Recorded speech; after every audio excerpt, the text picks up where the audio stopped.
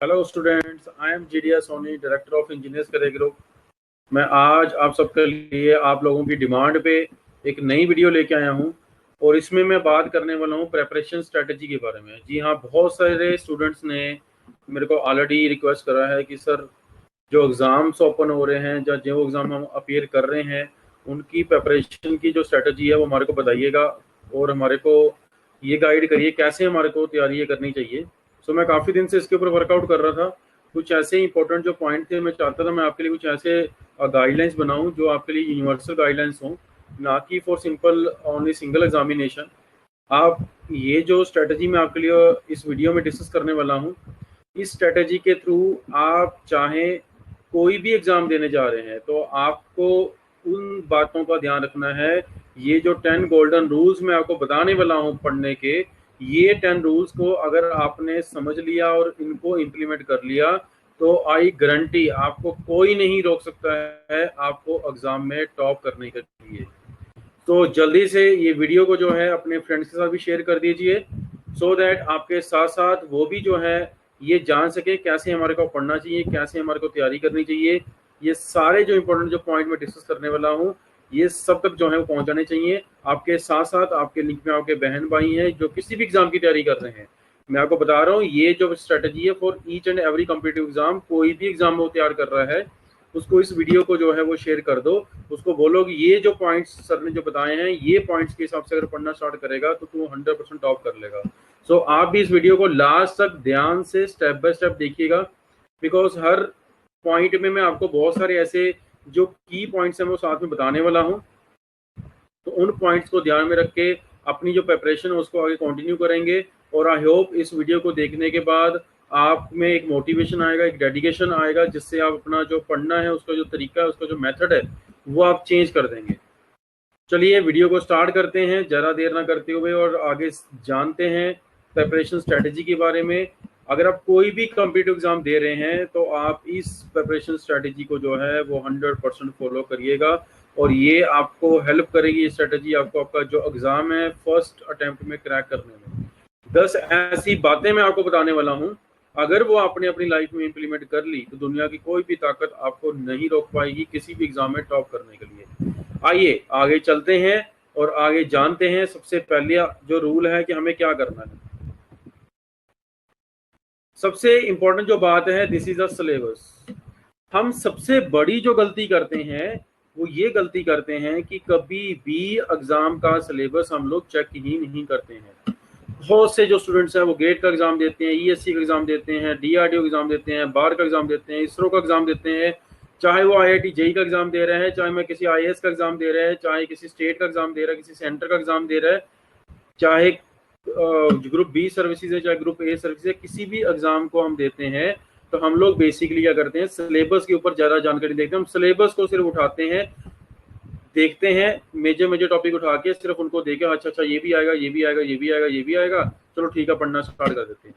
आप कभी भी सिलेबस को डेप्थ में नहीं जानते हैं, जिसकी वजह से आप सबसे बड़ी जो मार है वो एग्जाम में जाके, फाइनल एग्जाम में जाके खाते हैं और आपको ये नहीं पता चलता है कि मेरे को एक्चुअल में क्या पढ़ना था। आप देखिए, कोई भी कंपनी है जो आपको हायर करेगी, जहाँ जिसने भी आपको हायर करना है, हर कंपनी का डोमेन अपना अपना है, ये बात ध्यान में रखिएगा। अगर मैं बात करूं तो एनटीपीसी अपना काम करती है, तो बीएचईएल अपना काम करती है, आईओसीएल अपना काम करती है। सारी बड़ी कंपनीज हैं बट सबका डोमेन अपना अपना है। इन्फोसिस कुछ और करती है, माइक्रोसॉफ्ट कुछ और करती है, एडोबी कुछ और करती है। तो सारी कंपनीज डिफरेंट डिफरेंट करती हैं भाई। सारी अगर कंपनीज के डोमेन डिफरेंट डिफरेंट है तो अल्टीमेटली सी बात है, उनका पूछने वाला जो सिलेबस होगा उसमें कुछ ना कुछ 20, 15, 20, 25% जो सिलेबस है वो चेंजेस होगा ही होगा, जिसको हम ध्यान से नहीं देखते हैं। यही 15-20% जो सिलेबस होता है, यही जो चेंज होता है, यही एक्चुअल में उसने पूछना होता है आपको, और इसी 15-20% को हम एनालाइज नहीं कर पाते हैं, जिससे हमारे को बाद में जब फाइनल एग्जाम हमारे को आता है उसमें ऐसे टॉपिक्स हमारे को दिखते हैं, शायद वो आपको ये लगता है कि ये तो मैंने डिस्कस ही नहीं करे, जहाँ ये तो मैंने पढ़े नहीं हुए, या तो मैंने देखा ही नहीं। और अब मैक्सिमम स्टूडेंट्स क्या ब्लेम करते हैं कि सिलेबस का पार्ट नहीं था, और जब आके आप सिलेबस का पार्ट देखते हो, सिलेबस को अगर चेक करते हो तो आपको सिलेबस में लिखे हुए मिलते हैं, डायरेक्टली और इनडायरेक्टली। सिलेबस हो सकता है सीधा सीधा डिफाइंड ना हो, सिलेबस हो सकता है इनडायरेक्ट वे में डिफाइंड हो। बहुत से ऐसे एग्जाम हैं जहां पे सिलेबस डिफाइंड ही नहीं होता। भाई उस केस में हम लोग क्या करेंगे? उस केस में आप हमेशा ध्यान में रखिएगा, ईएस का पेपर, गेट का पेपर आपके लिए स्टैंडर्ड सिलेबस है। इन सिलेबस के ऊपर कोई भी सिलेबस नहीं है। जहां पे भी सिलेबस आपको मेंशन नहीं है तो आप गेट एग्जाम का जो सिलेबस है उसको फॉलो कर लीजिएगा। ये एग्जाम का जो सिलेबस है ये आपके लिए काफी हेल्पफुल रहेगा, बिकॉज गेट एक ऐसा एग्जाम है जो कंसाइज वे में, प्रिसाइज वे में जो सिलेबस को जो है वो डिफाइन करता है। बाकी सब जगह पे ऐसा डिफाइन होता है कि टॉपिक का बताया होता है, सब टॉपिक नहीं बताया होता। पर गेट में क्या है, टॉपिक सब कुछ डिफाइन करा हुआ है।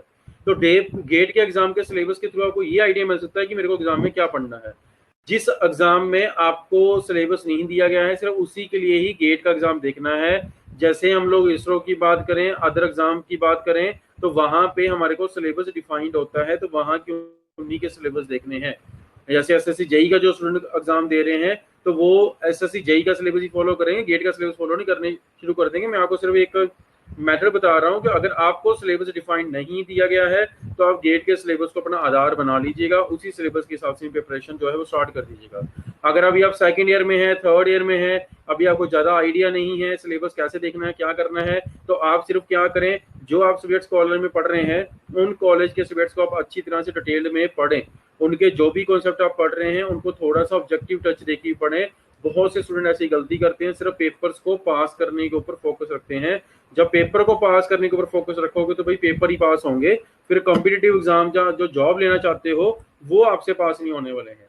तो इसलिए इंपॉर्टेंट बात यह है कि सिलेबस की जानकारी होना, सिलेबस की नॉलेज रखना बहुत जरूरी होता है। बिकॉज सबसे पहला पड़ाव है, सबसे पहला स्टेप है सिलेबस। हमें जो पढ़ना है अगर हमें वही नहीं पता, जब हम कहते हैं ना कि जहां हमें जाना है तो वहां का रास्ता ही अगर मेरे को नहीं पता है तो वहां मैं कैसे पहुंचूंगा। तो सिंपल सी बात है कि अगर आपको कॉम्पिटिटिव एग्जाम में टॉप करना है, आप कॉम्पिटिटिव एग्जाम में ये सपना देख रहे हो कि मेरे को इस कॉम्पिटिटिव एग्जाम से जो है अपनी जॉब लेनी है, तो सबसे पहला जो टारगेट है वो सिलेबस है। सिलेबस ही आपको रास्ता दिखाएगा कि यहाँ तक कैसे पहुंचना है। जो भी ड्रीम आप देखते हो, जिस भी एक टारगेट को आप फॉलो करते हो, उसके लिए सिलेबस एक उसका रास्ता है, एक पैटर्न है, एक पाथ है, जिसको फॉलो करके, जिसको चल के, जिसको साथ में लेके चल के, जिसके साथ में चल के आप अपनी डेस्टिनी पे जो है वो फुल एंड फाइनल जो है पहुंच सकते हैं। आई होप जितने स्टूडेंट्स भी ये वीडियो देख रहे हैं, इस वीडियो के थ्रू देखने के बाद अभी कभी जाके ही अपना सिलेबस जो है वो अपने चेक करना है। मेजर जो सिलेबस हैं वो सारे इंजीनियर्स करियर ग्रुप की वेबसाइट पे जाके, इंजीनियर्स करियर ग्रुप .in पे जाके जो है आप वहां जाओगे तो वहां पे आपको डाउनलोड सेक्शंस में जो है वो सारे जो सिलेबस, ऑलमोस्ट सारे एग्जाम के सिलेबस और इवन प्रीवियस ईयर क्वेश्चन जो है वहां पे आपको मिल जाएंगे। वहां से डायरेक्टली आप जो है फ्री ऑफ कॉस्ट जो है वो डाउनलोड कर सकते हैं। आइए नेक्स्ट जानते हैं, नेक्स्ट क्या है हमारे पास। नेक्स्ट है सेल्फ एनालिसिस। सिलेबस को देखने के बाद उसमें ये कंपैरिजन बनाना बहुत जरूरी है कि इसमें से कितना % ऐसा सिलेबस है जो हमने पढ़ा ही नहीं हुआ है, जहाँ जिसके बारे में मेरे को कोई भी जानकारी नहीं है, जहाँ जिसके बारे में मैं कुछ भी नहीं पढ़ा हुआ, जहाँ मेरे को नहीं पता है कि ये कैसे पढ़ना है। वो सेल्फ एनालिसिस बनाना बहुत जरूरी है कि मैं कहाँ पे लाई करता हूँ, कि कितने % ऐसा सिलेबस है जिसको मेरे को पढ़ने की रिक्वायरमेंट है, या कितने % ऐसा सिलेबस है जो मेरा पक्का 100% कन्फर्म्ड है, कितने % सिलेबस है जो डाउटफुल में है कि 50-50 में मैं हो भी जाएगा नहीं भी होगा, और ऐसा कितने % सिलेबस है कि जो मेरे को जीरो से ही करना पड़ेगा, जिसको मेरे को तैयारी करनी पड़ेगी। और इसके लिए आपको ये चेक करना है वेयर आई एम स्टैंडिंग। मैं आज की डेट में प्रिपरेशन स्टार्ट करने के टाइम पे मैं खड़ा कहाँ पे हूँ। और हर दिन का एनालिसिस आपने बनाना है, हर दिन में आपने ये एनालिसिस बनाना है कि मैं आज कितना आगे बढ़ गया, मैं आज कितना आगे बढ़ गया, मैं आज कितना आगे बढ़ गया। अगर ये इस तरह से आप सेल्फ एनालिसिस बना के डेली बेसिस पे सेल्फ एनालिसिस करते रहोगे, सबसे पहले कि मेरा डे 1 में स्टार्ट करने से पहले एनालिसिस क्या था, अब मेरा आज कितनी प्रोग्रेस है, कल कितनी प्रोग्रेस है, इससे आपको मोटिवेशन रहता है कि हम लोग कितनी इंप्रूवमेंट डेली बेसिस पे करते जा रहे हैं। बिकॉज बहुत से ऐसे स्टूडेंट्स होते हैं जो प्रिपरेशन करना सोचते हैं, बहुत से स्टूडेंट्स होते हैं जो पढ़ना स्टार्ट भी कर देते हैं, बट 1 महीना, 1.5 महीना, 15 दिन, 20 दिन, 2 वीक, 3 महीने पढ़ने के बाद वो जो है अपनी पढ़ाई जो है उसको छोड़ देते हैं। बिकॉज उनको यही लगता है कि मैं 3 महीने पहले भी वहीं पे था, मैं आज ही वहीं पे ही हूँ। तो ये चीज का कॉन्फिडेंस आपको रहे कि मेरी डेली प्रोग्रेस हो रही है कि नहीं हो रही है। इसके लिए सेल्फ एनालिसिस जो है वो आप बनाइए डेली बेसिस पे। अपना जो है उसका एक प्रॉपर जो शेड्यूलिंग है वो हमें बनानी है, वो हम आगे देख रहे हैं कैसे हमें करना है। तो एनालिसिस सिलेबस का करने के बाद अपना एनालिसिस बनाना है कि मैं उस सिलेबस के हिसाब से कहाँ स्टैंड करता हूँ।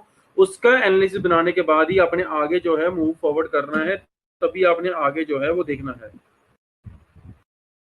नेक्स्ट जो इंपॉर्टेंट बात है, सिलेबस मैंने चेक कर लिया, मेरे को सिलेबस देके ये सेल्फ एनालिसिस हो गया कि मैं कहाँ पे स्टैंड करता हूँ। अब मेरे को बनाना है अपना शेड्यूल। शेड्यूल को देखो, दिन में टाइम का एक फिक्स शेड्यूल, एक टाइम फिक्स करें। टाइम फिक्स किस तरह से करना है, जैसे मॉर्निंग जो टाइमिंग होता है, मॉर्निंग आप 6 बजे से उठिए। कॉलेज भी आपको जो जाना होता है वो 9 बजे आपकी क्लास होती है। अगर आप हॉस्टल में भी रहते हैं, चाहे आप डे स्कॉलर भी हैं, तो आपसे 6 से 8 का जो टाइम है वो बहुत अच्छा टाइम आप यूटिलाइज अपना कर सकते हैं, 6 to 8 का मॉर्निंग का टाइम। और कोशिश ये करिए कि मॉर्निंग के टाइम पे जो है, जो आपने पूरे दिन में आज पढ़ना है, चाहे आपने कॉलेज में पढ़ना है, चाहे आपने कोचिंग में पढ़ना है, चाहे आपने सेल्फ प्रिपरेशन कर रहे हैं उसमें पढ़ना है, उन 2 आवर्स में आप जो है जो उससे रिलेटेड जो कल पढ़ा था और जो आज क्लास में पढ़ाना है उसको थोड़ा सा पहले देख के आइएगा। और जो इवनिंग का शेड्यूल है, वो इवनिंग का जो शेड्यूल होता है, आप देखो यूजली कॉलेज से मैं 5 PM जो है फ्री हो जाते हैं। अगर आप कोचिंग भी कर रहे हैं तभी 5 बजे तक तो बड़े आराम से आप जो है टोटली फ्री हो जाएंगे। 6 PM तक जो है टोटली आप सब कुछ जो टोटली घर पे पहुंच जाएंगे, फ्रेश हो जाएंगे, एवरीथिंग इज डन। 6:30 ऑनवर्ड से आप लेके 9:30 ऑनवर्ड तक जो है वो आप अपना पढ़ सकते हैं।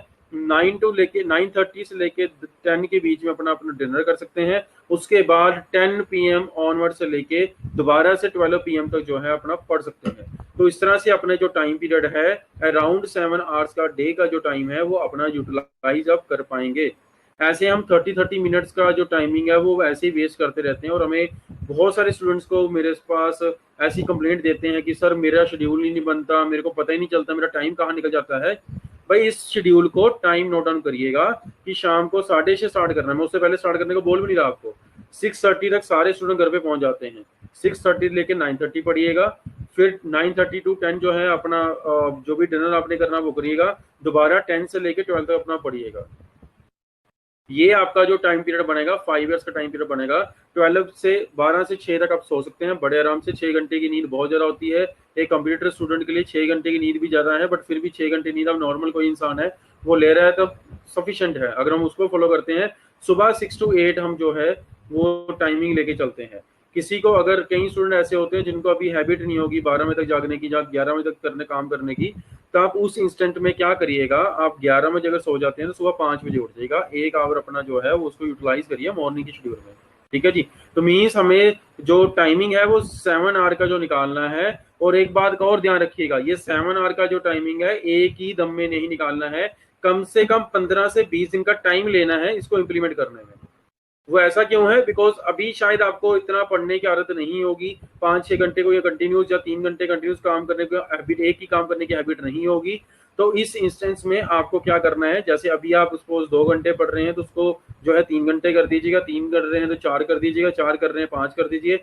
ऐसे अगर 2 से 3 कर रहा है, थोड़े 2-3 दिन के बाद उसको 4 कर दीजिए। ऐसे स्टेप बाय स्टेप करते करते 15 से 20 दिन में जो है अपना शेड्यूल जो है उसको नॉर्मलाइज कर लीजिए। अब क्या करना है, 6:32 जो आपको 9:30 पढ़ना है वो आपने कुछ नया पढ़ना है। जो भी आप नया, जो आपको सिलेबस में पता चला कि ये टॉपिक मेरे को नहीं आते हैं और ये टॉपिक मेरे को आज पढ़ने हैं, ये जो टॉपिक आपने डिसाइड करें हैं आज के लिए, वो टॉपिक्स आपको जो है आज के जो है वो 3 आवर्स में अपना जो है फोकस करने हैं। जो नाइट के 2 आवर्स है 10 to 12 जो वाला टाइम है, उस केस में आप क्या करो, आपके कॉलेज का काम है, आपके कॉलेज की असाइनमेंट्स हैं, जो आपको कोचिंग की कोई कर रहे हैं वहां पे कोई असाइनमेंट्स दे रखी हैं, जब प्रीवियस क्वेश्चन आपको सॉल्व करने हैं, तो ऐसा जो टाइम पीरियड है वहां पे आप इन 2 आवर्स को जो है वो यूटिलाइज कर सकते हैं। सुबह का टाइम आप वो करोगे जो रिवीजन है और जो आपका जो आज नया पढ़ना है उसको देखेंगे। रात को सोने से पहले वाला जो टाइम पीरियड है 2 आवर्स का, उसमें वो काम करो जो कॉलेज का है, प्रैक्टिस का है। और 3 आवर्स में अपना जो है वो टाइम यूटिलाइज करो अपना नया पढ़ने में, नया इनपुट देने में। ठीक है जी।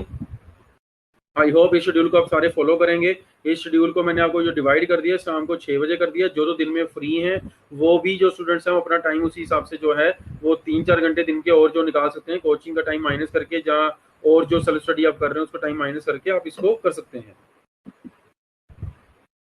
नेक्स्ट हमारे पास है डेली टारगेट। ये बहुत ज्यादा इंपॉर्टेंट है। देखो जो भी सिलेबस है उसको एक टाइम पीरियड में ही फिनिश करना पड़ेगा, ये बात ध्यान में रखें। आपके लिए एग्जाम पोस्टपोन नहीं होने वाला, रोज रोज कोरोना नहीं आने वाला भाई, ये बात ध्यान में रखना। ऐसा नहीं होने वाला कि इस साल एग्जाम पोस्टपोन हो गए तो हर साल एग्जाम पोस्टपोन होंगे। अब जो एग्जाम स्टैंडर्ड हैं, जो ग्रुप बी गस्टेड पोस्ट हैं, जो ग्रुप ए गस्टेड पोस्ट हैं, वो एग्जाम कभी भी जो है पोस्टपोन नहीं होते हैं। वो एज पर द शेड्यूल जो है उनका प्री जो शेड्यूल होगा उसी के हिसाब से जो एग्जाम प्लान होते हैं। तो इसलिए कभी भी group A group B services के लिए कभी भी आप ऐसा मत सोचें कि ये जो एग्जाम है जो पोस्टपोन होने वाले हैं, चाहे आप कोई और एग्जाम भी आप दे रहे हैं उसको भी मत सोचिए कि वो एग्जाम पोस्टपोन होने वाला है। आप क्या करें, सिलेबस चेक करने के बाद अपना जो शेड्यूल आप बनाएंगे उस शेड्यूल को आप इस तरह से सेट करिएगा कि मिनिमम से मिनिमम 2 मंथ्स का टाइम आपके लिए सिर्फ रिवीजन का ही निकलना चाहिए। मींस अगर मेरे पास 6 मंथ्स है तो मैं 6 - 2 करूंगा, 4 मंथ्स में मैं अपना सिलेबस फिनिश करने की कोशिश करूंगा। मेरा ये टाइम पीरियड प्लस 15 डेज का जो मैं वो मैं उसमें रखूंगा बफर, कि मैं अगर 6 मंथ्स लेके चल रहा हूँ 4 मंथ सिलेबस करूंगा, 15 मंथ डेज है मैं एक्स्ट्रा एक्सटेंड कर सकता हूँ। मिनिमम 1.5 महीना 6 मंथ्स के पीछे आपको चाहिए ही चाहिए। चाहे आप 1 साल का एग्जाम कर रहे हैं तो फिर आप 6 to 7 मंथ्स में सिलेबस खत्म करिए, 3 to 4 मंथ्स में अपना जो है अपनी रिवीजन के ऊपर फोकस करिए। रिवीजन बहुत बड़ा है और डेली टारगेट को अचीव करना ही करना है। ऐसा नहीं होना चाहिए कि मैं आज नहीं पढ़ा, जब आज मेरी कॉलेज की असाइनमेंट्स आ गई तो आज मेरा फोकस हिल गया, आज मैंने प्रैक्टिस करनी थी मैं प्रैक्टिस नहीं करा, आज मैं दोस्तों के साथ मूवी देखने चला गया तो मैं आज नहीं कर पाया, जहाँ आज मेरे घर पे किसी की शादी आ गई मैं वहां चला गया, जहाँ घर पे कोई प्रॉब्लम होगी, वट एवर कोई हम बहुत सारी ऐसी एक्सक्यूजेस होती हैं जो अपने आप को देते हैं ना पढ़ने के लिए। बहुत से ऐसे स्टूडेंट्स होते हैं बहुत ब्रिलियंट भी होते हैं बट वो थोड़ा सा ये डेली जो टारगेट्स होते हैं उनको अचीव नहीं कर पाते हैं तो बाद में अच्छे रिजल्ट्स नहीं निकाल पाते हैं। उसका रीजन यही है कि हम लोग कंसिस्टेंटली नहीं पढ़ते हैं। डेली जो मेरे को पढ़ना चाहिए था मैं डेली वैसे नहीं पढ़ता हूँ, डेली जितना मेरा टारगेट था वो नहीं करता हूँ। जो काम मेरा 1 महीने में होना चाहिए था मेरा 2-2 महीने लटका रहता है। उसके वजह से मेरे पास क्या होता है, मेरे को डीमोटिवेशन आ जाता है और मेरे को ये लगता है मेरे से तो अब तैयारी नहीं होने वाली, और मेरे से तैयारी नहीं होती और मैं साथ वालों को 4 को भी खराब करता हूँ। खुद तो मैं नहीं पढ़ता हूँ और साथ में 4 लोगों को और भी खराब करता हूँ कि भाई मेरे से नहीं पढ़ा जाने वाला, भाई मेरे से नहीं होने वाला, तेरे से नहीं होने वाला। तो ऐसे करके ये जो आपके कॉलेज में माहौल बना हुआ है, आपके हॉस्टल्स में माहौल बना हुआ है, सीनियर जूनियर्स में माहौल बना हुआ है, तो आप क्या करते हो, सीनियर के पास जाते हो, सीनियर कहता है भाई मेरे से नहीं हुआ, तो इसी तरह से वो कहता है कि अगर मेरे से नहीं हुआ तो आप ये सोच लेते हो भाई ये इससे नहीं हो पा रहा तो मेरे से कैसे हो पाएगा। भाई सबका अपना अपना जो है डोमेन है, सबका अपना एरिया इंटरेस्ट है। हर एक का ऐसा नहीं है कि जो एक काम नहीं कर पाया तो दूसरा बंदा काम ही नहीं कर सकता, ठीक है, ऐसा जरूरी नहीं होता है। ऐसे तो बहुत बड़े बड़े जो इंजीनियर साइंटिस्ट हुए हैं वो तो कभी ये काम ही ना करते, ये सोचते यार दुनिया में तो कुछ बना ही नहीं है, हम तो ऐसे ही आए हैं दुनिया में, यहाँ तो कुछ बनने नहीं वाला। तो हर दिन टेक्नोलॉजी एडवांस होती जा रही है ना, वो इसलिए क्योंकि कुछ लोग जो हैं वो ये सोच रहे हैं कि हमें कुछ नया करना है। तो इसी तरह से आपको भी अपने करियर के लिए कुछ नया करना है और उसके लिए आपको ही करना पड़ेगा। तो डेली टारगेट जो है उसको अचीव करो, डेली डेली जो है वो काम करो। जो अगर आपने 4 मंथ्स में लेके चला है उसको 4 मंथ्स का शेड्यूल बनाओ, थोड़ा और टाइट शेड्यूल बनाओ। 15 डेज का तो मैं आपको रिलैक्सेशन देके चल ही रहा हूँ, कोशिश ये करो 4 मंथ्स के कम का शेड्यूल सेट करो कि मेरे को जो टाइमिंग है 7 आवर्स का मैंने आपको टाइम बता दिया, इन 7 आवर्स को भी दिन में अगर यूटिलाइज आप कर लेते हो उसमें भी आपका हर तरह का जो एग्जाम है, किसी भी एग्जाम को फॉलो कर रहे हो, गेट को फॉलो करते हो, ईएससी को फॉलो करते हो, एसएससी जेई को फॉलो करते हो, डीआरडीओ पेपर देना है, डिस्ट्रिक्ट आपने बार का पेपर देना है, इसरो का पेपर देना है, जब वट एवर जो भी पेपर आप देना चाहते हो, जिस भी पेपर के लिए आप एक्सपीरियंस हैं तो आप उस पेपर को जो है वो अचीव कर पाएंगे। उसका जो टारगेट अगर आप डेली सेट कर लिया तो 100% जो है वो कर पाएंगे। अगर आप एक दिन मिस करेंगे तो वो अगले दिन नहीं होगा, वो अगले दिन मिस करेंगे तो अगले दिन नहीं होगा। और ऐसी गलती बिल्कुल नहीं करनी है। स्टूडेंट्स क्या करते हैं, मेरा आज नहीं हुआ तो मैं 1 हफ्ते में पूरा कर लूंगा, 1 हफ्ते नहीं हुआ तो इस महीने में पूरा ही खत्म कर लूंगा। भाई अगर आज नहीं का टारगेट एक छोटा सा टारगेट है, अगर वो नहीं पूरा हो पा रहा तो वीक का टारगेट तो उससे बड़ा हो जाना है, मंथ का टारगेट उससे बड़ा हो जाना है, तो वो कैसे हो पाएगा। ये सिंपल सा फंडा है। अगर आज का टारगेट अभी का आज का नहीं कंप्लीट होगा तो सिंपल सी बात है कल भी टारगेट जो है वो डबल हो जाएगा, तीसरी टारगेट ट्रिपल हो जाएगा। आज सिंगल टारगेट था उसको अचीव करने में मैं सक्सेसफुल हो नहीं पा रहा, तो मैं 2 दिन का डबल ट्रिपल या 4 या 7 डेज का या 30 डेज का मैं टारगेट जो है वो एक दिन में कैसे कर लूंगा, वो पॉसिबल नहीं है। ऐसा अपने माइंड को, अगर आप ये चाहते हैं कि आपने टॉप करना है और किसी एग्जाम में सिलेक्ट होकर ऑफिसर बनना है, तो ऐसा कभी नहीं सोचना कि मेरे को आज नहीं पढ़ना और आज मैंने जो सोचा था वो आज में कंप्लीट नहीं करना। पढ़ना और आज का जो टारगेट है जो करने का वो कंप्लीट करना ही करना है। देखो 24 घंटे में से 7 घंटे आपको पढ़ना है, बाकी घंटे आप जो मर्जी करिएगा, मैं आपको कुछ भी वो नहीं कर रहा। इसमें मैंने आपको कॉलेज का पढ़ने का भी बता दिया, इसी मैंने आपको रिवीजन का भी बता दिया, और इसी मैंने आपको नया पढ़ने का भी बता दिया। अगर ये भी आप टाइम पीरियड जो है सही ढंग से यूटिलाइज कर लेते हैं, प्रॉपर यूटिलाइजेशन कर लेते हैं, जैसे मैं आपको बता रहा हूँ, तो मैं आपको गारंटी से कहता हूँ कि ऐसा दुनिया का कोई पेपर नहीं होगा जो आप ना निकाल पाए, जिसमें आप टॉप ना करें।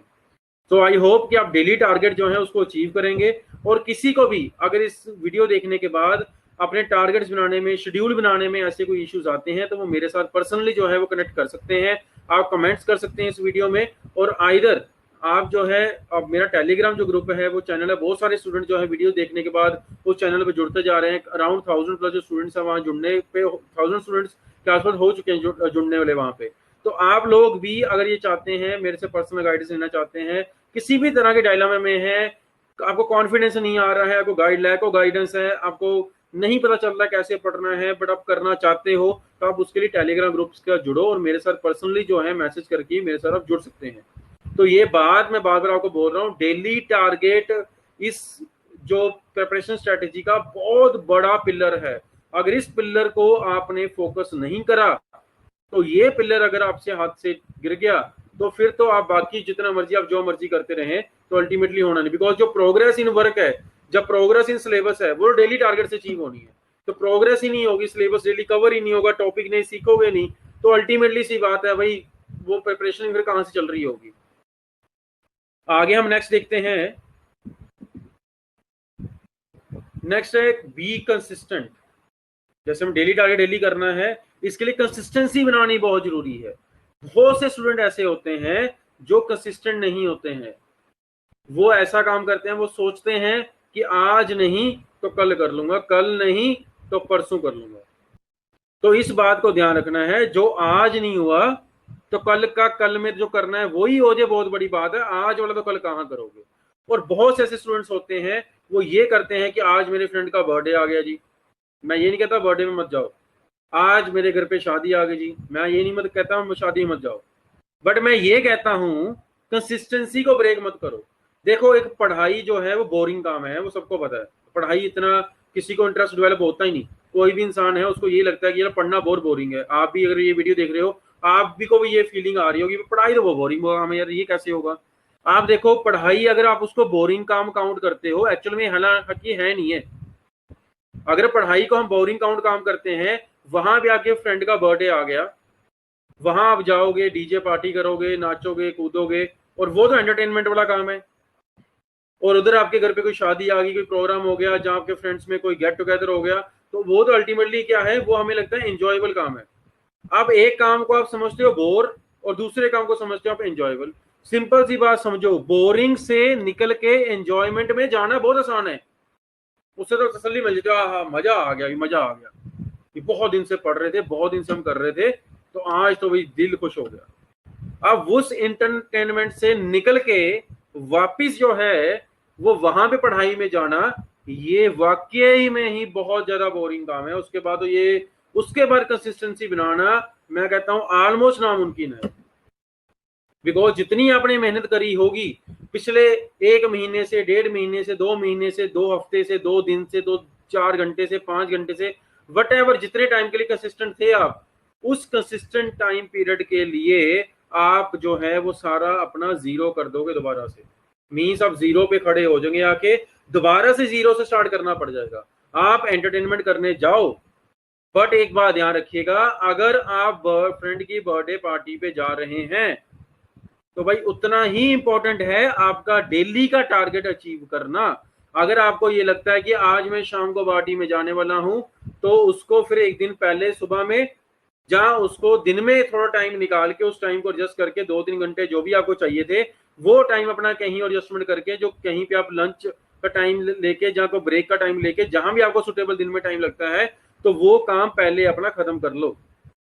वो काम अगर 3 घंटे में आज नहीं हो पा रहा, तो 2 घंटे में एटलीस्ट कर लो, कि सो दैट आप अगले दिन में 1 घंटा एक्स्ट्रा निकाल के, टाइम निकाल के उसको कवर कर लें। ना कि उसको आप बिल्कुल जीरो ही कर दो कि आज तो मैंने पढ़ना ही नहीं है, तो आज तो मैंने ये काम करना ही नहीं, तो दोबारा से वापस आके जीरो से स्टार्ट करना पड़ेगा। और इसी वजह से क्या होता है, स्टूडेंट्स जो हैं कंसिस्टेंसी नहीं रखते हैं पढ़ने में, तो जिस वजह से वो लोग जो है वो सक्सेसफुल नहीं हो पाते हैं, अपनी प्रिपरेशन जो है उसको कंटिन्यू नहीं रख पाते हैं। उस प्रिपरेशन को जब कंटिन्यूटी नहीं रहती है तो अल्टीमेटली सी बात है कि उनका डिमोरलाइजेशन आ जाता है और कहीं ना कहीं वो पढ़ने के लिए जो है वो छोड़ देते हैं और इधर उधर के जो रास्ते हैं वो ढूंढना स्टार्ट कर देते हैं। चलो और अब कुछ और देखते हैं, अब चलो कोई कंपनी प्लेसमेंट आ रही है तो वहां देख लेते हैं, चलो कहीं एडजस्ट हो जाते हैं, अगले साल नहीं जो है देखेंगे, जब मैं 1 साल नौकरी कर लूंगा तब मैं देखूंगा। ऐसे बहुत सारे जो पॉइंट्स होते हैं हम अपने माइंड में सोचते रहते हैं, बिकॉज उस टाइम पे क्या होता है, फेलियर हमारा खुद का होता है। ये चीज हम अपने खुद भी जो है वो जो है एडमिट नहीं करते हैं कि भाई मेरी वजह से जो मेरी पढ़ाई है वो खराब हो रही है। आप हमेशा जो ब्लेम है वो सामने वाले को करोगे कि मैं नहीं पढ़ पा रहा, तो वही कसूर जो है वो सामने वाले का है। मतलब जो इश्यू क्रिएट हुआ जिस वजह से मैं नहीं पढ़ पाया, उसका जो मेन जो कल्पिट है वो सामने वाला है, मैं नहीं हूं भाई। मैं तो पढ़ना चाहता था पर उस फ्रेंड ने बर्थडे पार्टी प्लान कर दी इसलिए मेरे को जाना पड़ गया। तो भाई ये सारी बातें गलत हैं। अगर आप नहीं पढ़ रहे हो तो आप ही सबसे बड़े कल्पित हो, आप ही हो जिसकी वजह से आप नहीं पढ़ पा रहे हो, आप ये कारण हो, आप ये कारण हो जिसकी वजह से आप नहीं पढ़ पा रहे हो। और सेकंड, कंसिस्टेंसी में एक पॉइंट और ध्यान में रखना, अगर आपको मैंने बोला है 6:30 9:30 पढ़ना है तो 6:30 से 9:30 ही पढ़ना है। उसका मतलब ये नहीं है कि 1 घंटा पढ़ा 15 मिनट का चक्कर मार के आ गए, फिर उठे आधा घंटा पढ़ा 10 मिनट घूम फिर के फिर वापस आ गए, उसके भी पढ़ने का कोई बेनिफिट नहीं है। कंसिस्टेंसी एक जो है टोटल प्रिपरेशन में और कंसिस्टेंसी इन डेली प्रिपरेशन में। एक है टोटल प्रिपरेशन जो हम कर रहे हैं, फाइनल प्रिपरेशन जो टोटल हम कर रहे हैं, टोटल जो मेरे को कोर्स कंप्लीट करना है उसमें कंसिस्टेंसी चाहिए। एक कंसिस्टेंसी मेरे को डेली टारगेट्स में चाहिए, एक कंसिस्टेंसी मेरे को डेली टाइमिंग्स में चाहिए। जो टाइमिंग ओरिएंटेड कंसिस्टेंसी है वो आपके हाथ में है। सुबह अगर 2 घंटे निकालने हैं, चाहे 5:30 7:30 निकालो, 5:30 7:30 कंटिन्यूस पढ़ना है। उसके लिए आपको अगर आधा घंटा पहले उठना है तो आधा घंटा पहले उठें, अगर आपको पानी पीना है तो पानी अपने पास रखें, अगर आपको कुछ और चाय पीने की आदत है, कॉफी पीने की आदत है, आजकल सारी मशीनें आती हैं और सबके पास हैं, ऐसा नहीं है किसी के पास नहीं है। और मैं ऐसी बातें बोल रहा हूँ जो आज ही आप करते नहीं हो। और हॉस्टल में आपने सब कुछ रखा हुआ है, कॉफी मशीन से लेके एवरीथिंग यू हैव। नहीं है तो साथ वाले के पास होगा, उससे उधारी ले लो। अपने जो कपड़े हैं, जो शर्ट पैंट है, वो भी तो उधारी लेते ही हो दोस्तों से। तो एक कॉफी की मशीन एक दिन के लिए उधारी ली जा सकती है, कोई बड़ी बात नहीं है, करना हो तो करा जा सकता है। जो भी चीजें आपको रिक्वायरमेंट है वो आपको पता है, आपने कॉफी पीनी है, दूध पीना है, चाय पीनी है, पानी पीना है, कुछ खाना है, वटेवर कुछ भी करना है आपने, वो सारा का सारा सामान जो है उसका जो भी मेरे को बनाना है वो सारा सारा सामान अपने पास चाय लेके रख लो, कोई दिक्कत वाली बात नहीं है। और पढ़ने के साथ कुछ भी नहीं है। अगर आपको लगता है 2 मिनट के लिए जो है वो चाय पहले प्री प्रिपेयर्ड होती है, उसको लेके अपने पास 2 मिनट में बना के करके उसको पी के अपना पढ़ना स्टार्ट कर दो। बट ये ना हो अपनी आप सीट से उठ के आप जा रहे हैं, किचन तक जा रहे हैं, बाहर हॉस्टल तक जा रहे हैं, नीचे घूमने फिरने जा रहे हैं, या साथ वाले रूम में कोई बहन बैठी है, भाई बैठा है, उसको बोलने जा रहे हैं यार मेरे को चाय पी रहे यार, 2 घंटे से पढ़ रहा हूँ यार मैं, ऐसे काम हम लोग करते हैं। उस केस में आपकी सीटिंग कभी नहीं बन पाएगी। अगर आप सोचो आज आप पेपर में अगर आप पढ़ने के टाइम में 2 घंटे नहीं बैठ पा रहे हो तो पेपर में 3 घंटे आप कैसे बैठोगे? 3 घंटे पेपर में बैठना बहुत बड़ा मुश्किल काम है कि हम 3 घंटे जो है वहां पे बैठ पाएंगे। तो आपको क्या करना है, आपको कंटिन्यूटी बना के रखनी है और 3 घंटे जो आपको पढ़ना है उन 3 घंटों की कंसिस्टेंसी जो है वो बना के रखनी है कि सो दैट पेपर में फाइनली हम जो है वहां पढ़ने के लिए बैठे रहें। बिकॉज क्या होता है, बहुत से ऐसे स्टूडेंट मेरे को मिलते हैं, सर मेरे पास 15 मिनट और होते या मेरे पास 5 मिनट और होते तो मैं पेपर 2 और भी क्वेश्चन कराता। बट अल्टीमेटली होता क्या है, उसी पेपर में उठ के आप वॉशरूम जा रहे हो, उसी पेपर में उठ के अगर किसी का पेन घर पे रह गया आप उसकी तरफ घूम के देख रहे हो, भी उसका पेन घर पे रह गया, उसका एडमिट कार्ड घर पे रह गया, जब उसका कुछ और इश्यू हो गया तो आप उसकी तरफ ध्यान देते हो, अपना तो पेपर के तो ध्यान नहीं देते हो। ऐसे अगर 1-1 2-2 मिनट आप इकट्ठे करोगे, ऐसे 1-1 2-2 मिनट जब इकट्ठे करते रहोगे तो अल्टीमेटली सी बात है वो सारे मिनट मिला के आप देखोगे तो कम से कम 15 से 20 मिनट बन जाने हैं जो लास्ट में मांग रहे थे। वो 15-20 मिनट तो अपने ऑलरेडी खराब करे हुए हैं। तो ऐसी गलतियां मत करा करो, अभी से ही जो है अपना जो पढ़ना है उसको, जो प्रिपरेशन है उसको एक डायरेक्शनल वे में पढ़ना स्टार्ट करो, तभी आउटपुट आएगा। अगर आप चाहोगे कि मैं बस कोई नहीं है दिन में 2 घंटे दिल करा पढ़ लिया, दिल करा नहीं पढ़ लिया, कभी मैं सुबह पढ़ रहा हूँ कभी मैं शाम को पढ़ रहा हूँ, और कभी सिलेबस हो गया तो ठीक है, आज का सिलेबस हुआ ठीक है, नहीं आज कॉलेज में असाइनमेंट मिल गई आज मेरे को इसलिए नहीं पढ़ना, ऐसे सारे 2 घंटे मैंने आपको कॉलेज के असाइनमेंट के लिए भी दे दिए हैं। अब वहां पे जाओ उस टाइम पीरियड में कॉलेज असाइनमेंट करो, शेड्यूल बना लो, अपना फिक्स कर लो, अपने को रिजिड कर लो अपने आप को कि मेरे को यही करना है और इसी तरह से करना है। और ये आप 1 महीना 2 महीने 100 डेज मैक्सिमम सबको मैं कहता हूँ, 100 डेज अगर मैक्सिमम आपने ये इंप्लीमेंट कर लिया, पूरी लाइफ टाइम में आपके लिए जो है ये सिस्टम जो है शेड्यूलिंग जो है, हर चीज की शेड्यूलिंग बनाना आपके लिए लाइफ टाइम में जो है आपके लिए इंप्लीमेंट हो जाएगी। नेक्स्ट हम आगे बात करते हैं। Next is the important part is practice. जो मैंने सुबह आपको टाइम पीरियड सेट दिया है शेड्यूल में, वो 2 घंटे की प्रैक्टिस का टाइम पीरियड है। प्रैक्टिस में चाहे आप प्रीवियस ईयर क्वेश्चंस करते हैं, आप चाहे किसी और एग्जाम, किसी भी गेट के, ईएस के, या जिस भी एग्जाम को तैयारी कर रहे हैं उसके प्रीवियस ईयर क्वेश्चंस आप तैयारी करते हैं, चाहे आप किसी स्टैंडर्ड ऑथर बुक के जो क्वेश्चंस है उसकी प्रैक्टिस करते हैं, बट प्रैक्टिस करना बहुत जरूरी है डेली बेसिस पे। आप क्या करें, जो आपने कल के दिन में पढ़ा है उसकी प्रैक्टिस जो है वो 101% करें, और मॉर्निंग के टाइम पे प्रैक्टिस करें, रात को उठ के सुबह जो है रिवीजन करें, और जो आपको अभी आगे होना है, आज शुरू होना है, उसको लास्ट 15 मिनट में बस देख लो कि आज नया टॉपिक क्या होना है। बिकॉज आप कल वाले लेक्चर की आज प्रैक्टिस कर लोगे तो अगला लेक्चर तो आपको आगे सुनना है अभी क्लास में, ठीक है। जिस लेक्चर को सुनना है सिर्फ उसके हेडिंग्स पढ़ जाओ कि आज मेरे को क्लास में क्या डिस्कस होने वाला है, बट मेनली जो फोकस है वो सुबह का टाइम क्या हो, सिर्फ प्रैक्टिस के ऊपर हो। वो चाहे क्लास में जो क्वेश्चन टीचर ने करवाए हैं वो क्वेश्चंस हो, प्रीवियस ईयर क्वेश्चंस हो, स्टैंडर्ड ऑथर बुक के क्वेश्चंस हो, ये 2 आवर की प्रैक्टिस जो है वो आपको करनी ही करनी है। प्रैक्टिस रिग्रेस प्रैक्टिस करनी है।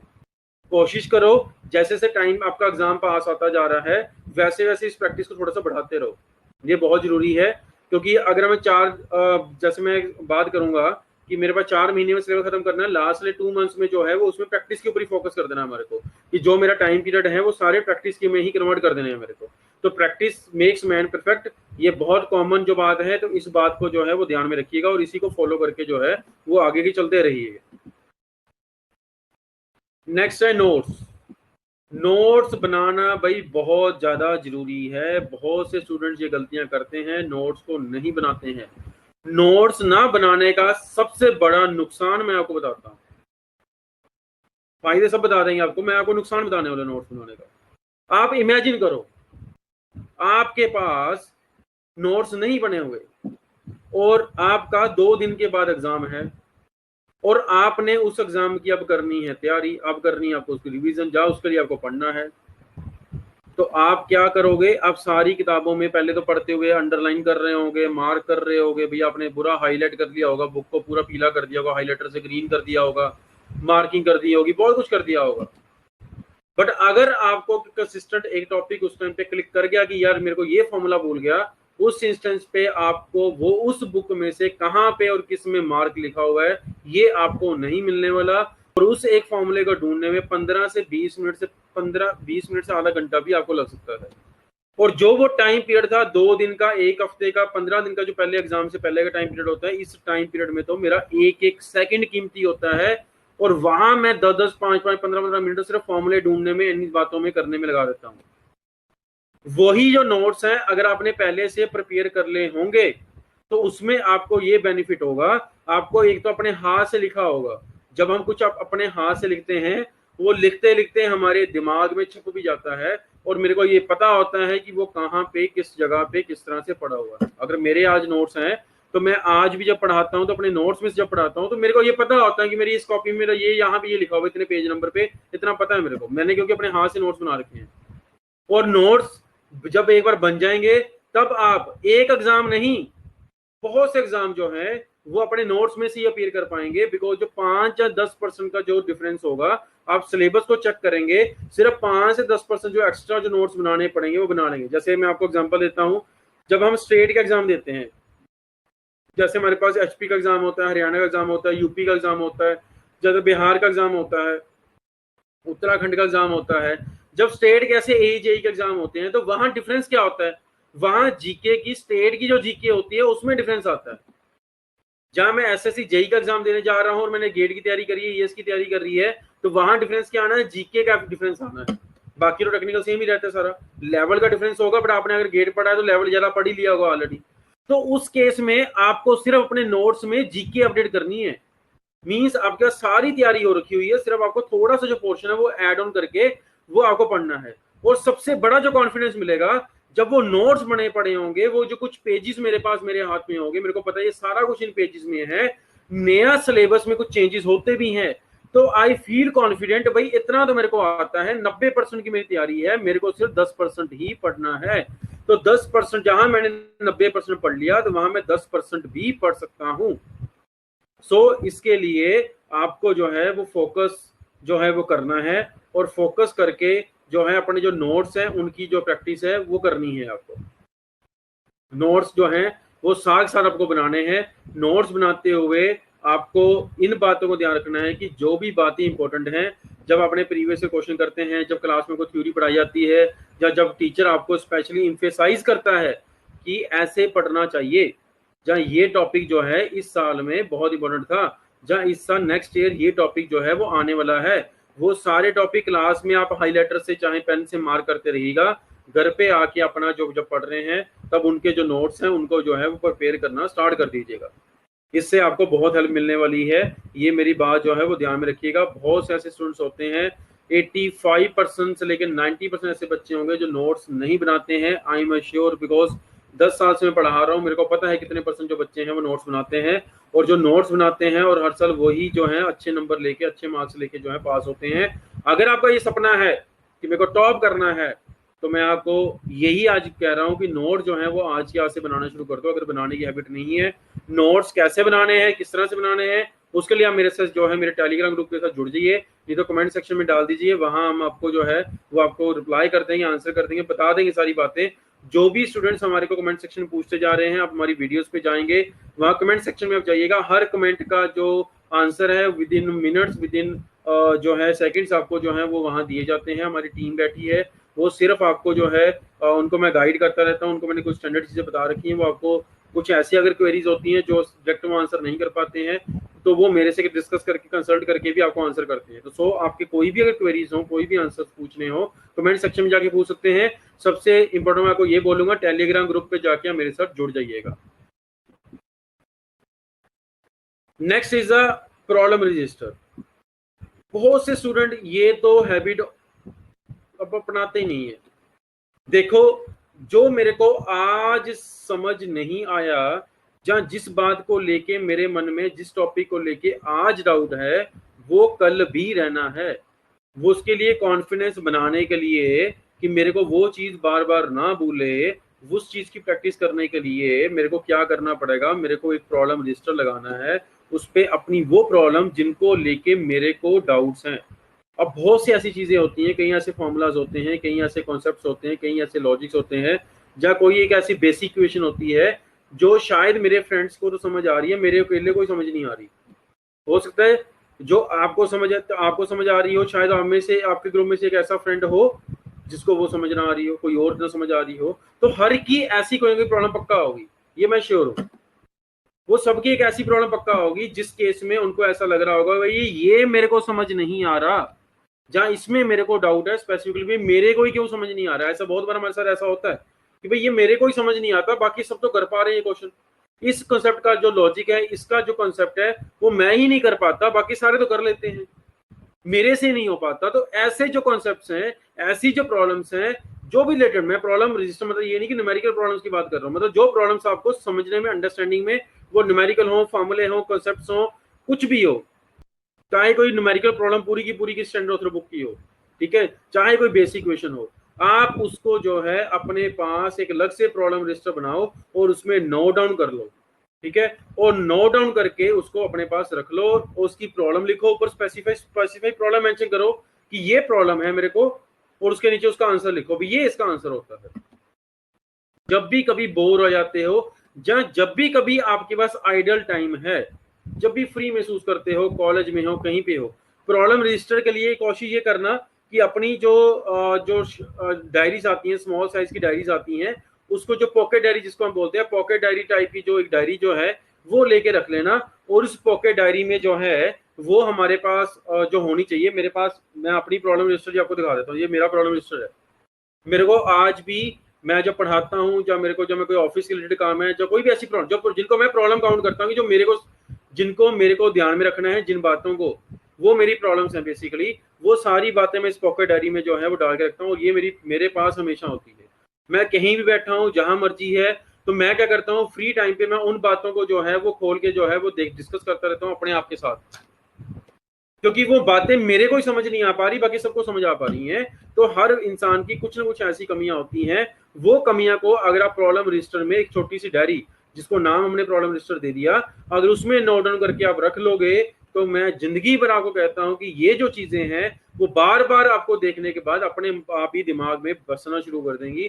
6 महीने, 8 महीने, 2 साल, 1 साल, जो भी आप तैयारी कर रहे हो, उस टाइम पीरियड में अगर उन प्रॉब्लम्स को बार बार देखना शुरू कर दोगे, तो आपके माइंड में वो जो है वो डेड माइंड में जाके अपने आप बैठ जाएंगी। और वैसे जो प्रॉब्लम्स हैं वो कभी भी आपको एग्जाम में जाके वो हैं वो तभी तंग नहीं करेंगी। कभी कोई आपको ऐसी न्यूमेरिकल प्रॉब्लम सॉल्व करनी हुई, जहां उस कंसेप्ट को कहीं इंप्लीमेंट करना हुआ, तो वो आपको कभी तंग नहीं करेगा और धीरे धीरे आपके साथ ऐसा होना शुरू कर देगा। आज जो प्रॉब्लम होगी, कल वो आपकी स्ट्रेंथ बननी स्टार्ट हो जाएगी, बिकॉज उसके ऊपर आपने बहुत ज्यादा वर्कआउट कर लिया होगा, बहुत ज्यादा प्रैक्टिस कर ली होगी, उसको बहुत बार देख लिया होगा, बहुत बार रिवाइज कर लिया होगा। तो जब भी आपको आइडियल टाइम मिले, जब भी अगर फ्री टाइम है, जब भी बोर हो गए आप लोग, तो उस इंस्टेंस में जाके आप अपना जो पॉकेट डायरी, अपनी प्रॉब्लम रजिस्टर जो है उसको निकालो, उसी को गो थ्रू करो। बिकॉज जब हम ऐसा डाउन फील करते हैं, उस इंस्टेंस पे जो चीज मेरे को नहीं आती, या जिसको जिसको मैं ग्रैब नहीं कर पा रहा, तो मेरी सारी एनर्जी जो है ऐसी बातों के ऊपर लगानी बहुत ईजी हो जाती है। बिकॉज मैं अपने आप को उस टाइम जब डाउन फील करता हूँ, तो मैं कुछ अपने आप को अपग्रेड करना चाहता हूँ। तो वो अपग्रेडेशन क्या है कि जब मैं सपोज मेरे पास ऐसे 2 कॉन्सेप्ट में पढ़ रहा था, उसमें से एक कॉन्सेप्ट मेरे को क्लिक कर गया, हाँ ये मेरे पास ऐसी चीज है, जहां आप डाउन फील कर रहे थे, वही प्रॉब्लम रजिस्टर को क्लोज करके पहले बुक उठा लोगे, हाँ यार ये बात मेरे को समझ आ गई। और यही एक मेथड्स हैं जिससे आप अपनी रूटीन जो है उसको सेट कर पाएंगे। ये बातें अपनी रूटीन में अगर आप ले आएंगे, ये मैं जो 10 बातें आपको बता रहा हूं, अगर ये आप कर लोगे, तो मैं आपको गारंटी से कहता हूं दुनिया का कोई भी पेपर आप नहीं रुकेगा, कोई भी पेपर नहीं रुकेगा।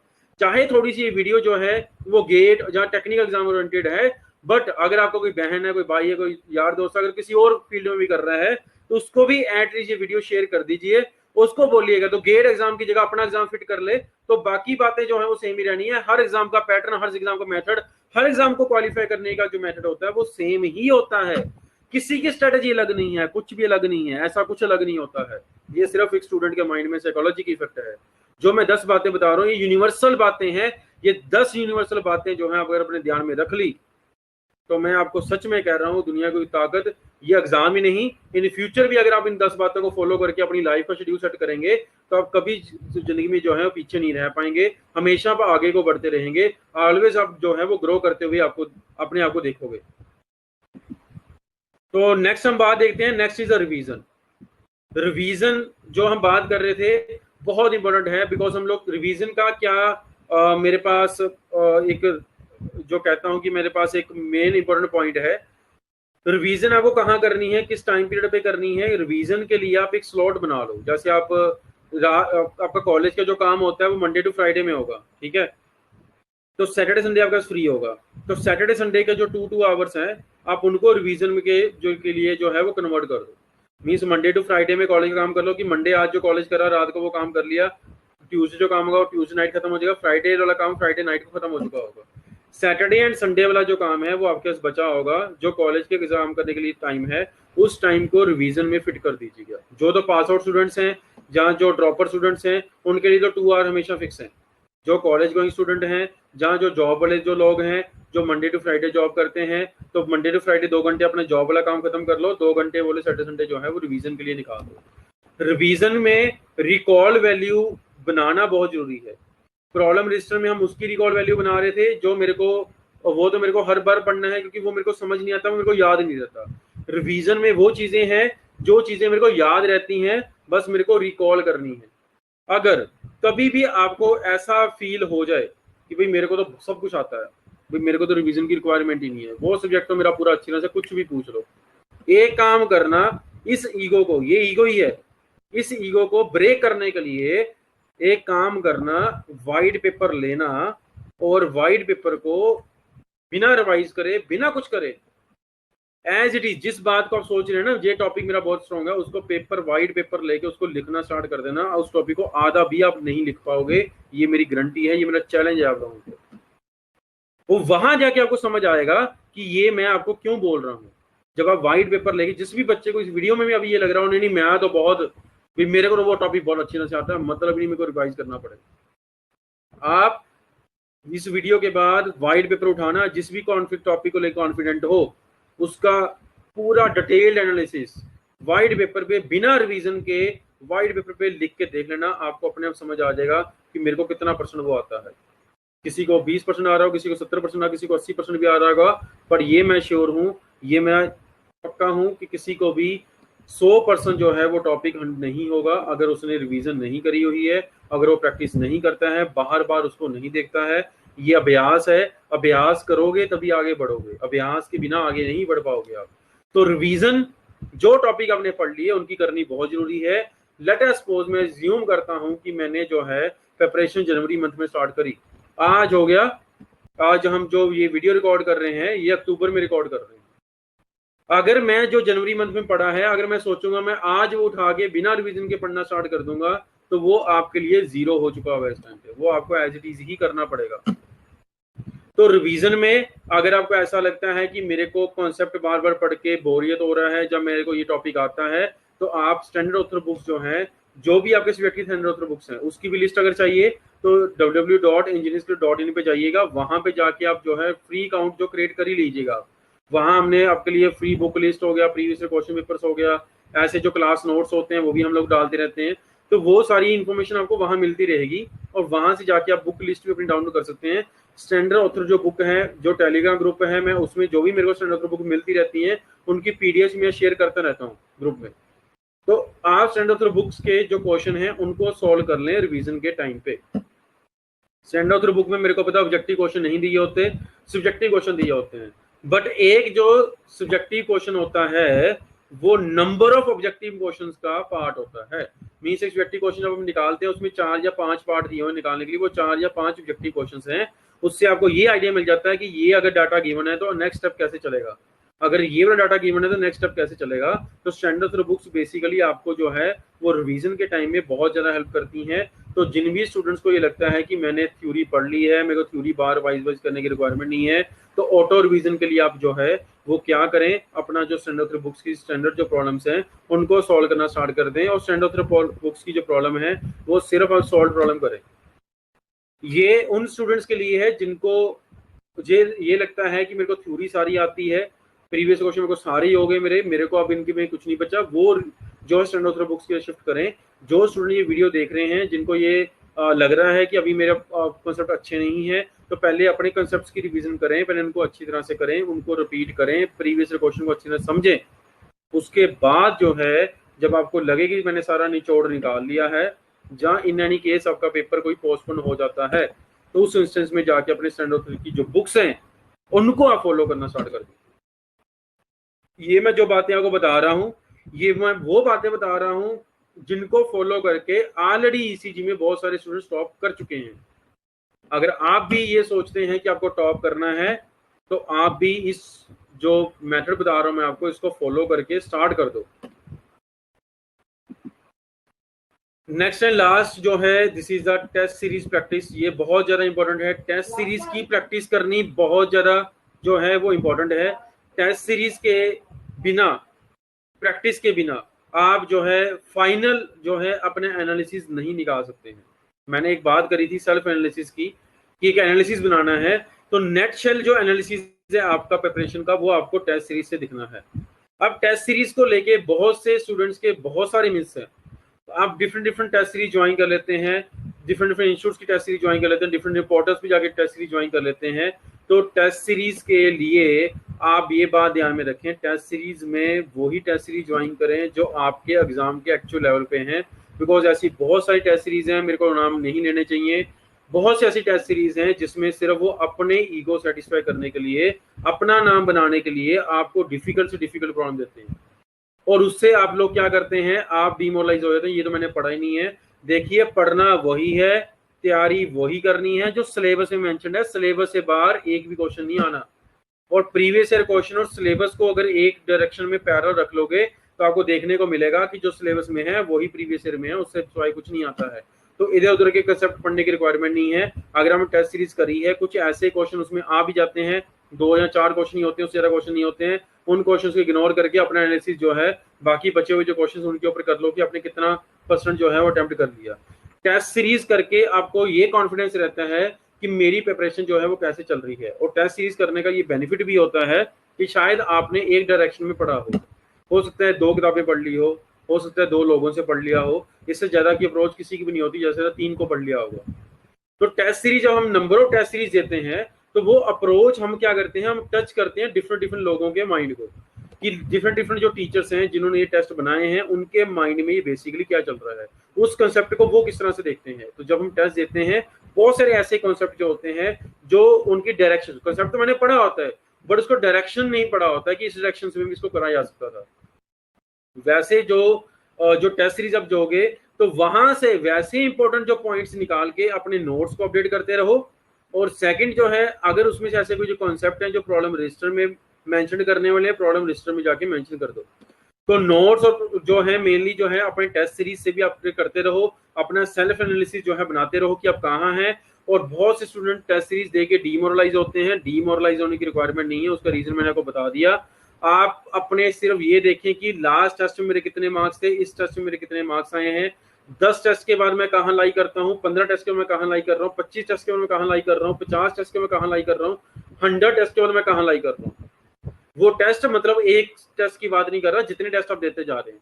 एक छोटा सा एनालिसिस अपने पास बना के रख लीजिएगा, छोटी सी एक्सेल शीट मेंटेन कर लीजिएगा, किस डेट को मैंने ये टेस्ट दिया, इस टॉपिक का टेस्ट दिया इतने मार्क्स आए, इस डेट को मैंने ये टेस्ट दिया इतने मार्क्स आए, जिसको मैंने इतना टेस्ट दिया इतने मार्क्स आए। तो वो परसेंटेज भी आप निकाल सकते हो कि ये जो मार्क्स आउट ऑफ इतने थे, इतने परसेंट इतने परसेंट इतने परसेंट बना के रख लो। परसेंटेज ऑफ ग्रोथ अपनी देख लो कितनी हो रही है।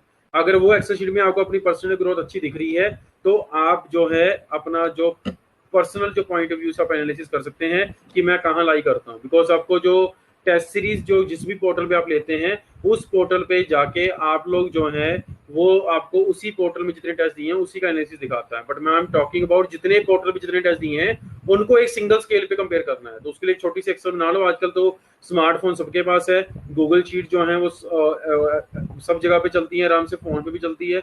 तो वहीं से रख के सिर्फ कुछ नहीं ना, आज मैं टॉपिक दे रहा हूँ, मेरे को पता है टॉपिक लिखा मैंने करा और मैं डाल दिया, परसेंटेज का फॉर्मूला बना के वहां डाल दो, फॉर्मूला अपने कैलकुलेट करता रहेगा, परसेंट ग्रोथ भी आपको दिखाता रहेगा। इस तरह से आपको ये दिखता रहेगा कि मैं कहाँ पे एक्चुअली लाई कर रहा हूँ। सेल्फ एनालिसिस होना बहुत जरूरी है, सेल्फ मोटिवेट होना बहुत जरूरी है। जब तक ये बातें नहीं होंगी, जब तक आप खुद नहीं करोगे, खुद नहीं करना चाहोगे, तब तक कुछ नहीं होने वाला है। जब तक अपने हाथ से नहीं कुछ करोगे तब तक वो अपने दिमाग में आपके कभी बैठने नहीं वाली है। आप जितना मर्जी टीचर को सुन लो, जितने मर्जी अच्छा टीचर आपको पढ़ा दे, जितने मर्जी इजी में पढ़ा दो, जितने मर्जी शॉर्टकट बता दे, जब तक आप उसको पढ़ के इंप्लीमेंट अपने हाथ से करके नहीं देखोगे तब तक आपको एक्चुअल में वो बात समझ आनी ही नहीं है। तो इसलिए अपनी जो बातें मैंने आपको 10 बातें बताई हैं, सीक्वेंस वाइज उनको ऐसे ही फॉलो करते रहो। और इसी तरह से फॉलो तो क्या करना है, शुरू में एक सिलेबस देखना है, सिलेबस लेके आपको एनालिसिस बना लेना है, उसके बाद शेड्यूल बना लेना है। शेड्यूल के बाद डेली हमने शेड्यूल आपको बता दिया। शेड्यूल जो है दिन में 3 पार्ट में डिवाइड कर लो। सुबह 2 घंटे हैं, शाम को बाद 3 घंटे हैं, रात को 2 घंटे। सुबह के 2 घंटे जो है प्रैक्टिस और जो रिवीजन है उसमें करना है। शाम के 2-3 घंटे हैं उसमें नया आपने पढ़ना है। और रात के जो 2 घंटे हैं उसमें आपका कॉलेज का काम करना है। और वीकेंड्स पे उसको रिवीजन के लिए डेडिकेटली डिवोट कर देना है। ये काम कर लो, 101% जो है सिलेक्शन आपका हो ही जाना है। इसके बाद भी बहुत सारे डाउट्स आएंगे, बहुत सारी ऐसी बातें होंगी, क्योंकि हर स्टूडेंट का अपना पॉइंट ऑफ व्यू है।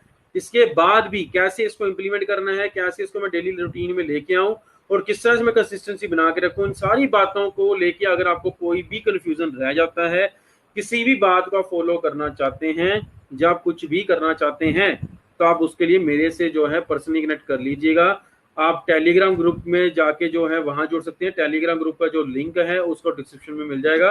और आइदर कमेंट सेक्शन में जाके अपने कमेंट्स भी डाल सकते हैं। और इस वीडियो को जो है वो ज़्यादा से ज़्यादा अपने फ्रेंड्स के साथ जो है वो शेयर कर दो।